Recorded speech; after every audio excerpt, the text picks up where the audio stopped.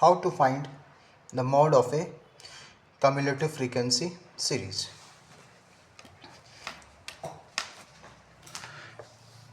Mode का formula है z is equal to L plus F one minus F zero upon two F one minus F zero minus F two into H. सबसे पहले हम f1 किसको लिखेंगे? f1 लिखेंगे जिसकी फ्रीक्वेंसी सबसे ज़्यादा है। इन दिस क्वेश्चन 30 ये सबसे बड़ी वैल्यू होती है हमारी f1। इससे ऊपर जो भी लिखा होगा वो हमारा होगा f0, और जो ये हाईएस्ट फ्रीक्वेंसी 30 से नीचे जो लिखा है वो हमारा होगा f2।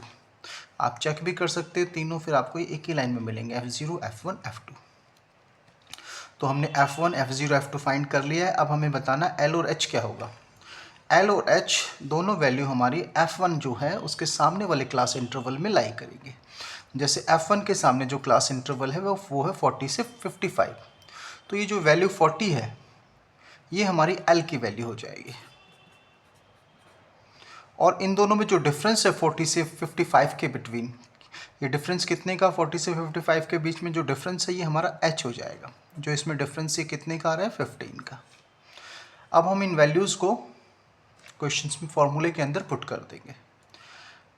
यहाँ पे भी लिख लेते हैं हम इसको साइड में। f1 हमारे पास कितना है 30, f0 13, f2 15। मॉड वाले फॉर्मूले में वैल्यू को पुट करेंगे।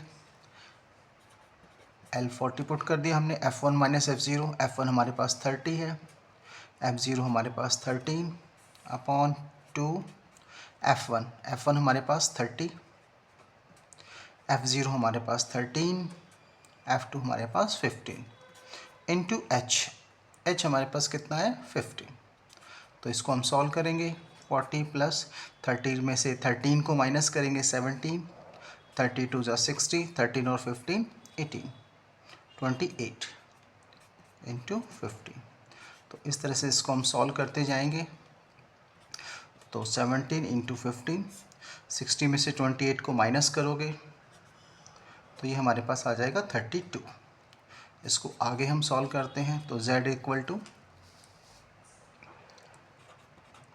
40 प्लस 17 इंटू 15 को हम डिवाइड करेंगे। पहले 17 और 15 की मल्टीप्लाई कर लेते हैं। ये मल्टीप्लाई हमारे पास आएगा 255 और नीचे लिखा हुआ है 32 से इसको डिवाइड करेंगे